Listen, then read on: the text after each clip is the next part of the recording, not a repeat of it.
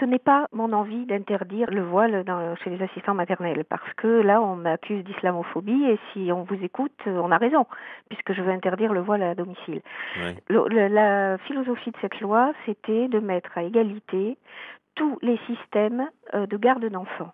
Le Oui. système de garde d'enfants n'est pas un service public. Et donc, chacun fait un petit peu ce qu'il veut. Et donc, ces assistantes maternelles, elles ont un agrément. Quand elles s'installent, elles ont une petite subvention de la CAF. D'accord. Donc, argent un public. Oui. Les parents employeurs payent, bien sûr, la nourrice et touchent ou une déduction de leurs impôts, Mmh. subvention indirecte, Vous voulez dire par ou là que la quelque CAF. part c'est un service public comme une Voilà. crèche, c'est cela? Oui. Pour moi, cette proposition de loi est un premier pas, une avancée vers le service public. Mais les parents qui ne veulent pas que leurs enfants soient gardés par une femme voilée, ils peuvent en recruter une autre. Ils sont libres. Alors tout à fait, simplement cette proposition de loi ne touche pas que les femmes voilées, c'est pour ça qu'il y a un problème. Si vous voulez, ça touche Alors aussi allez-y, bien oui.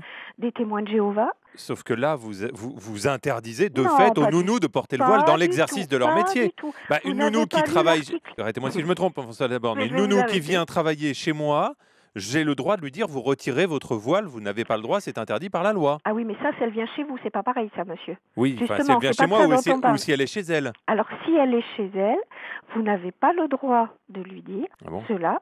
Et non, puisqu'elle est chez elle. D'accord. Mais Sauf avec votre loi, oui, avec ma loi, justement, voilà. en toute connaissance de cause, c'est pas marqué, on met la religion de la personne dans le contrat de travail, on met simplement que si la personne veut afficher sa religion, le parent doit être au courant.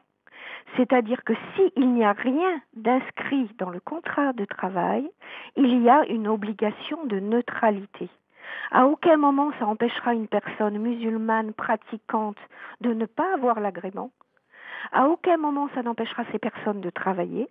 Mais Ça il faut que les permet parents soient simple, au courant et que ce soit marqué dans le contrat que la nounou veut porter le voile. comme quelqu'un qui est témoin de Jéhovah et qui fait du D'accord. prosélytisme, comme quelqu'un qui est de religion juive, mais ça se voit moins chez les femmes, parce que chez les juifs, c'est les hommes. Voilà, donc je crois qu'on a un petit peu de mal à comprendre cette proposition de loi, parce qu'en effet, je comprends, la religion qui est la plus marquée visuellement est la religion musulmane. Mais à aucun moment je n'ai prononcé de terme islamophobique et à aucun moment dans ma proposition de loi vous retrouverez une stigmatisation d'un groupe de personnes en particulier.